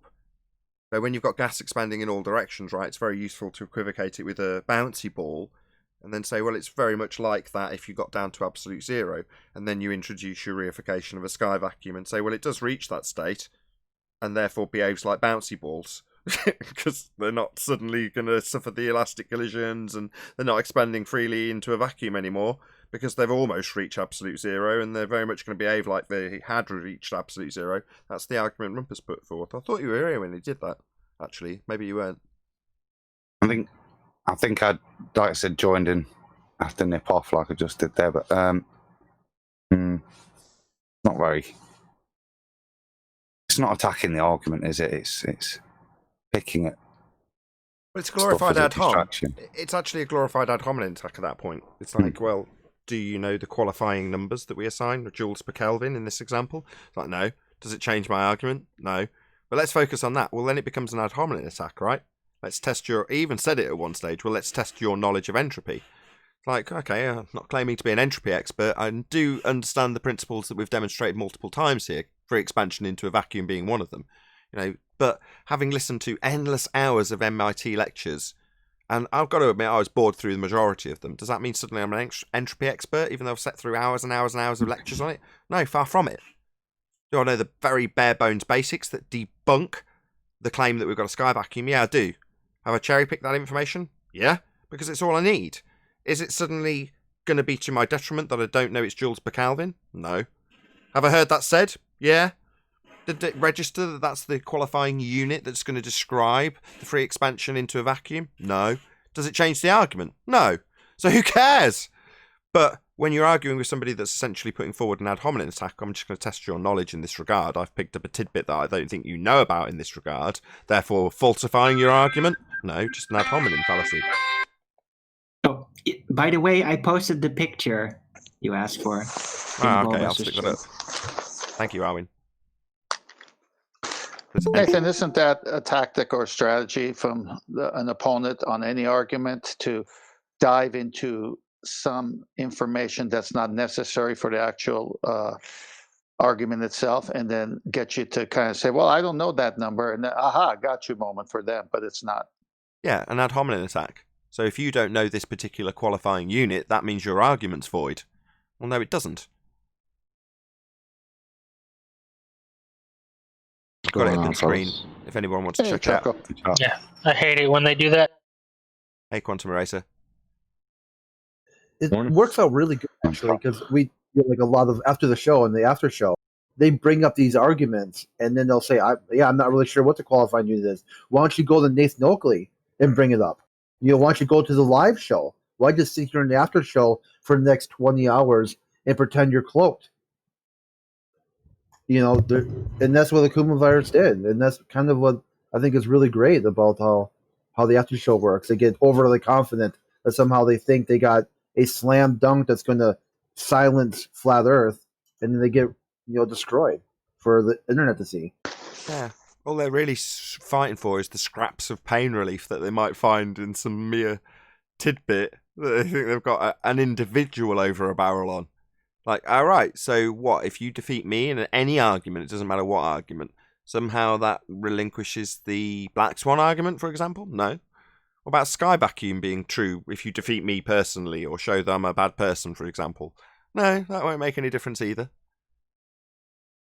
Virus couldn't fight himself out of a peanut shell. But after all that, didn't he go on to say that entropy doesn't increase, and was caught wrong on that? Yeah, he said it's not Do high I pressure remember to that low right? pressure. He said it's not high pressure to low pressure. And then suddenly his white knight couldn't help him out and made him look really stupid. After saying, I don't think they know. He actually said that? Yeah. And then his man the whole time who was, I think Nathan's losing. And then Nathan asked him, so does entropy not increase? He said no. Wow. It's ridiculous, man. These guys are nuts. Well, that's why I said he can fight himself out of a peanut shell, because he's nuts.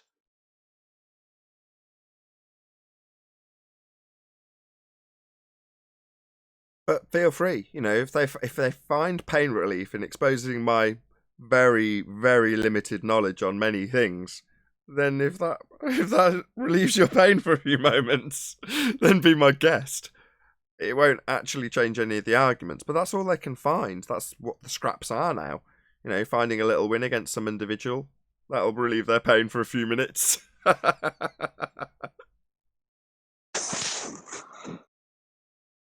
I know. After you do that, you might not want to incorrectly describe entropy right after that. Like that takes away the whole. Oh, I gotta win. Snatching your own wig off. Yeah, you don't know the numerics of your own winning argument, Nathan. How dare you? Just for the isothermal expansion of an ideal gas, which I think what he was talking about and getting to those units. I would point out that to do the calculation to then quantify it with units, within the formula are two things. One's called V0 and one's called V1. V0 being the initial volume that you start with, and V0 being the volume that it's going to expand into. They would be required, those volumes, to be calculated to be able to use those units. Volume is required. So if we're talking about the theory of the vacuum of space, then you would have to stick that as an infinity symbol, wouldn't you? So Adam, no, not Adam, infinity. If we take hot and cold to high pressure, low pressure. Just 1 second. I'm sorry. So no, I've been corrected on that a few times when I say, well, no, they have it as an ever-expanding infinite volume. Well, no, they don't. They actually do have a number for it. QE's corrected me on that several times. They do actually qualify it with a number. Yeah, well, a very, very, very, very, very, very big number, which would then, when you calculate it, go from a pressure that you've maintained that we would call an atmosphere to then applying that, if it was able to free expand into that space that you're going to define, it would make P1 so low, wouldn't it, that it would be at the 10 to the minus 17 torr. I was just about to say, presuppose. Exactly, that's where I assume they get that value from. Having a qualifiable V number to give them 10 to the minus 17 torr as the end vacuum. Yeah. So, yeah. Isn't it go on. 3.58 times 10 to the 80 of cubic meters? There you go. Some crazy shit there like you go. that. There's your V. Absolutely jystonking-normous. Hey Adam, if we were to change the argument to hot to cold, does hot go to cold, and does it always happen? I'm yet to see my cold cup of tea get warmer. Okay, so if I say at what rate does hot go to cold, does it matter? Well, not unless you're wanting to use that rate for something. But no, even if let's put it this way, even if you didn't know the units, your tea's going to get colder. Well, one thing I do know, right? Yeah, the rate that it happens still proves what I said. 10th, regardless of me not knowing joules per Kelvin, what I do remember from one of those MIT lectures, right, was that graph with that rate, right? So the rate, if you were to plot it out on a graph, would be very, very high at first, and as time progresses, it gets lower. In other words, initially, your cup of tea dissipates a huge amount of heat, and then as time progresses, the amount that it dissipates to the air around it gets less and less and less and less and less and less and less over time. So it's very high initially, very low at the end. In other words, while I couldn't give you the units on the graph, I remember what the graph looked like. Right, but it doesn't take away from your point of the argument that it happens. Naturally, it happens. You've got to put that qualifier in. We're talking about laws of nature. So does hot? If you say it as follows, right? Hot will always go to cold. What about if I boil a kettle? Well, that's just not natural, though, is it? So in nature. So when we're talking about a cup of tea, you're talking about something that's been introduced as being hot by a very natural form, and then watching what happens after the natural surroundings take hold, i.e. when you've got a natural entropy increase being observed in my graph, which starts high and ends low. But boiling a kettle is the same spontaneously, example, right? Right? I got a good boiling one. the kettle, you've got the entropy, the hot to cold is the hot element transferring into the cold water. It's still the same. I'm glad you're here. I'm glad you're here, Adam. You're right. Yes, that's correct. How about when I go to the beach and the sun is out and the sand is super hot, and then when the sun goes down, the sand, it doesn't stay super hot; it cools down. That's naturally occurring. Sure. Yeah, and that's it. No, I mean, they can't destroy the argument. They're going to say, well, how many units is it cooling down? How many units? Who's cares? asking how many units? Let's just fill you in. So let's just fill you in. So we're talking Why about... I'll be back a bit. I got water dog, but yeah, I'll see you later. See you in a bit, guys. Okay. So I was being grilled because I didn't know joules per Kelvin as the qualifier for an entropy increase. No? Exactly. Grilled by who? Grilled by a cum virus. Virus. A cum virus and all these knuckleheads. We taught them the second law of thermodynamics. And you come back and ask us what the units are, thinking you got to win or something after we taught you it? Friggin' bozos. Tell you what, people need to be arrested, man. For fraud. You have the friggin' nads to ask or try to pin us down after we taught you it? Appalling. You're saying it's buying. It's actually a defense mechanism. They already know they lost the argument, so they got to get something before they go out looking really, really bad and say, well, how many units does it happen by? Like, well, are you admitting to it then? Mr. changes his pants and he doesn't leave them. Freaking clown. It's called biting the hand that feeds you. That's what QE's saying. You ever heard that? Biting the hand that feeds you? Yep, that's exactly what's happening, yeah. It pissed me off this morning. That's all I need. But exactly, you did exactly what I did, which is who cares? You know, knowing the units, it's qualitative versus quantitative, right? Does it matter about how quickly or the rate or the number that's been ascribed or the unit? It's expanding into a space, debunking the sky vacuum, so who cares? Yep. Doesn't really matter. Where is the knucklehead? Well, he's in chat somewhere, but let's go back to that statement. He said he changes his pants and he doesn't leave them. Wouldn't that make him having two pairs then? So this is when we're juxtaposing reference frames, leaving reference frames. So you step onto a roundabout, then you're changing from an inertial reference frame, if you're describing it from the roundabout, onto the non-inertial reference frame, again, as described from the roundabout. So you are, by virtue of changing your position, changing your reference frame. Well, his assertion was that you can keep your reference frame whilst moving your position, like taking your pants with you after you've taken You're breaking them off. up, Nathan. And what, sorry? You're breaking up. Who's playing music? Sleeping Warrior. Sleeping Warrior, you're ruining everything. Of course. Bloody hell. Ugh. I remember that show. I think he said, well, where are the pants? He goes, well, what if I throw it on my shoulder? I go, well, that's an idiot. Pants are meant for your legs. So yeah, he's saying you step off the roundabout, but you still got the same reference frame. And his analogy was to say that if you take off your pants, like stepping off the reference frame that's spinning, you can still take your pants with you. So you've not got your pants on, but you've still got them with you. So you can step off the non-inertial reference frame and still be in the non-inertial reference frame. That was his argument. Yeah, but who wears pants on their shoulder? That was him coming off trying to stand up for Zanuck, who was making that argument that you can't change or leave reference frames. What, didn't we have Miley Cyrus? Yeah, that's me. That was my rebuttal to Zanuck. So in rebuttal to that, which was being defended or white knighted by Come Virus, Zanuck had asserted precisely that you can't change reference frames. I'm like, well, if I get on and off a pendulum, then I've gone from one reference frame to the other. And he's like, no, you can't do that. I'm like, yeah, I can. I'm Miley fucking Cyrus, okay? Hey, no swearing. Well, that's what I said. I'm just quoting myself. How many times? Who's the winner? Rumpus or Zanuck for compromising himself live? What would you say? I'd probably say Rumpus. I would say Rumpus just because he's been in the game longer. Yeah. All right.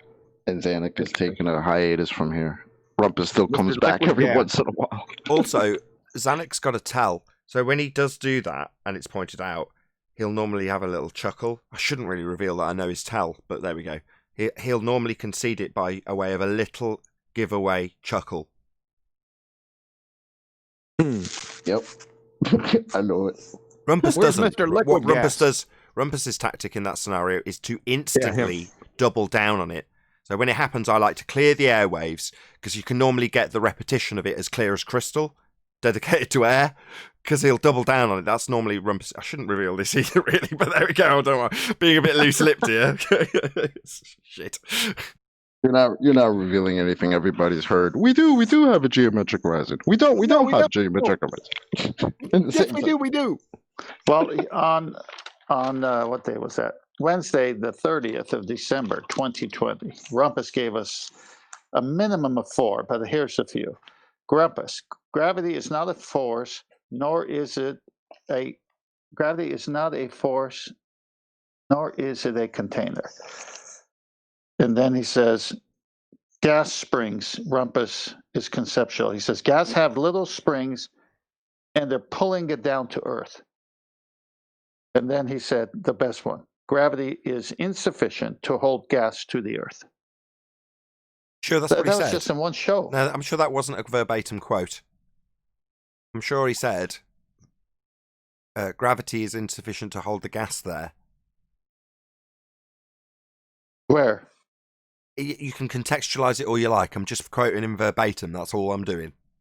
Okay, but where is the gas being held then? Yeah, contextually, we're talking about Earth, right? We're talking about this in debate about Earth and its nature. So obviously the context is relevant. But we're talking about him with an example. God, I've got to repeat this now. I didn't think it was that important at the time. Well, what about containing a fart on a scale by example? His reply, well, gravity would be insufficient to hold the gas there. Wasn't that a fart? Moving on. Oh, so it wasn't a fart. Okay, you missed the big one from that one. He said, what about the liquid gas? Oh, that was a good one. The liquid gas, you say? That was great. Yes. Yeah, that made the top 50. By the way, I only need 4 more to make the top 50. I mean, to have it fulfilled. 4 more. Just 4 more gaffes from Rumpus. Okay, nice to know. Where's Rumpus at? Get him on. I need 4 more. Well, Virus will give you gaffes. 5 real quick if he comes on. Don't even know if he's here. He might be here. No, let's see the last ones. No, hold on a second. Oh.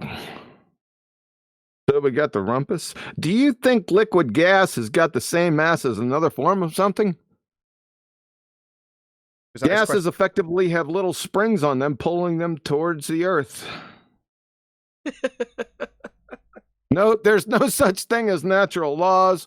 Measuring things is not maths, and pendulums go around in a figure eight. Great. Somebody keeps asking me to republish that. It's like, when are you going to republish? I think it's like 1286 or something like that.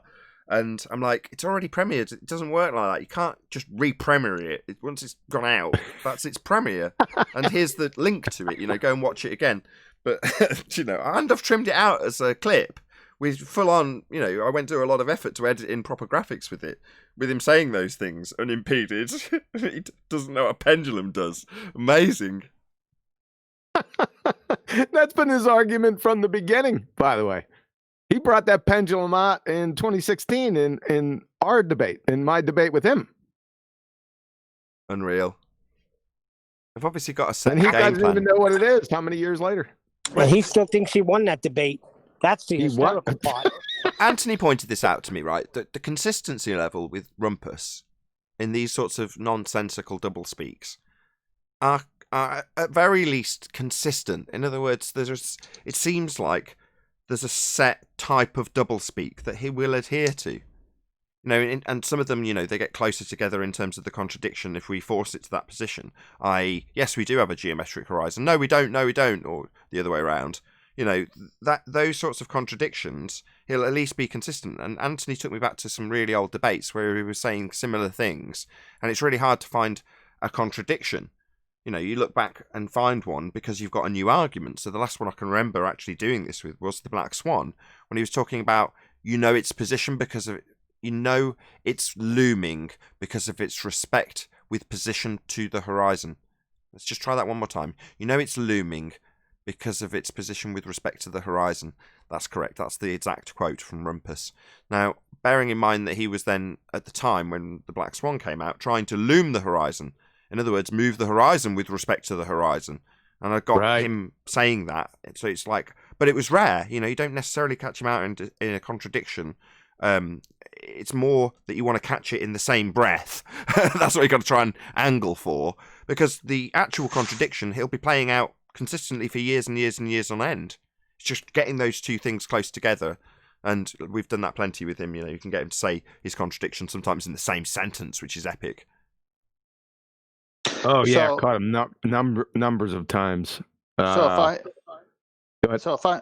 on, John. If I call a clock store and say, "Do you have a grandfather clock that has a pendulum that does a figure eight?" What do you think their response would be? Pendulums go back and forth. It's a very simple, well understood principle. Yeah, but a guy named Rumpus told me there's a pendulum that does a figure eight. Do you have one of those clocks?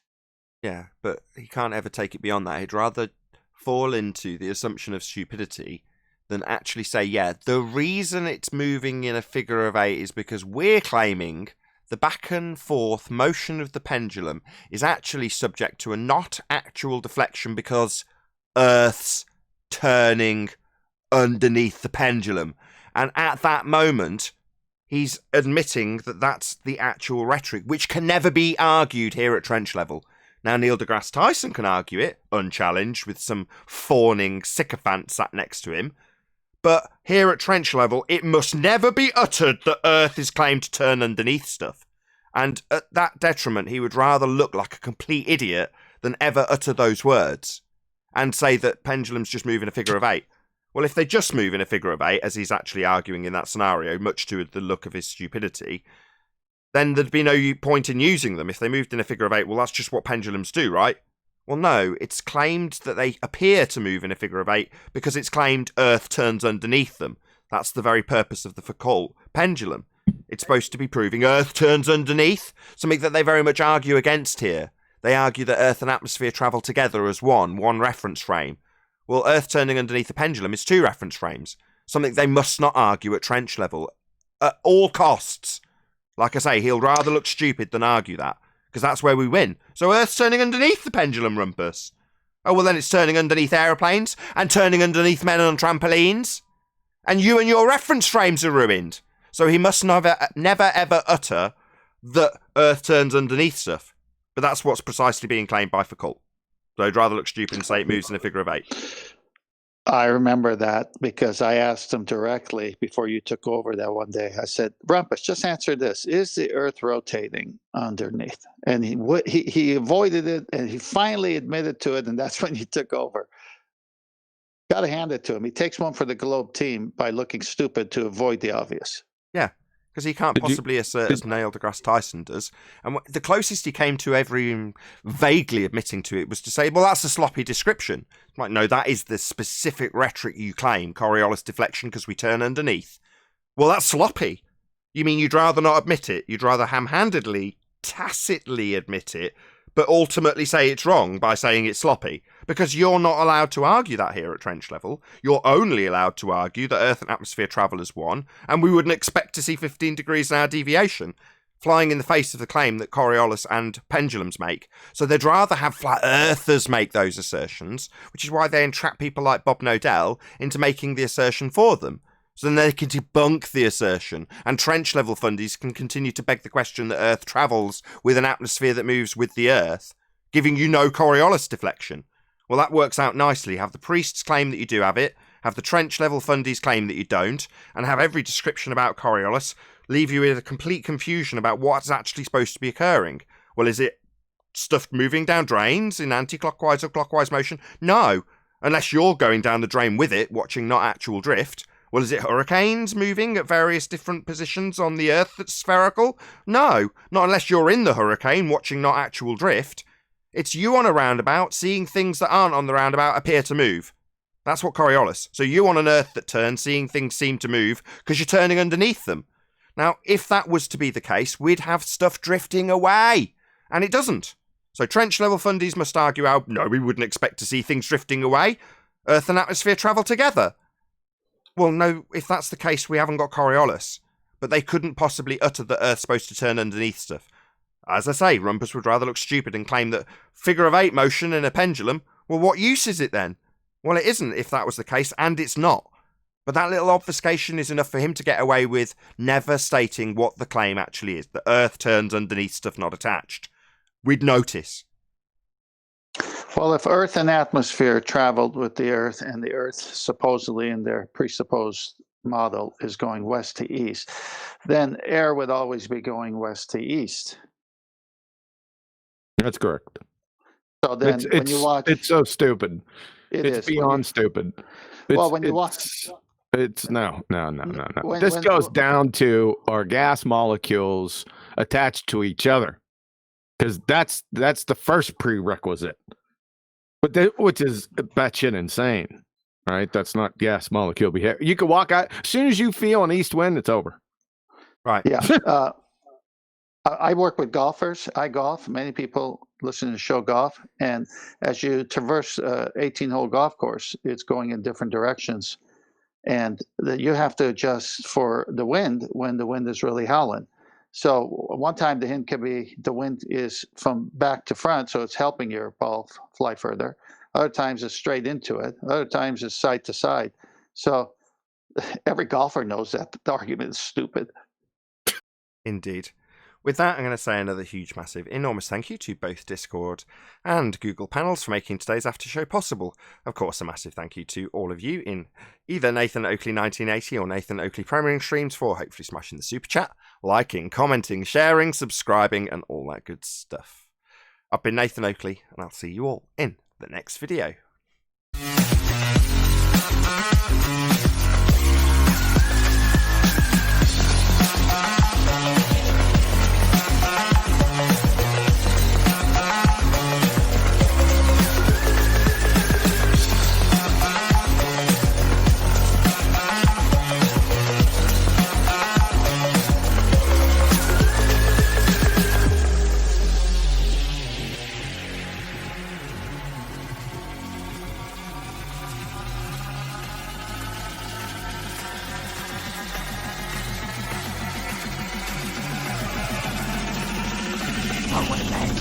What a lovely day!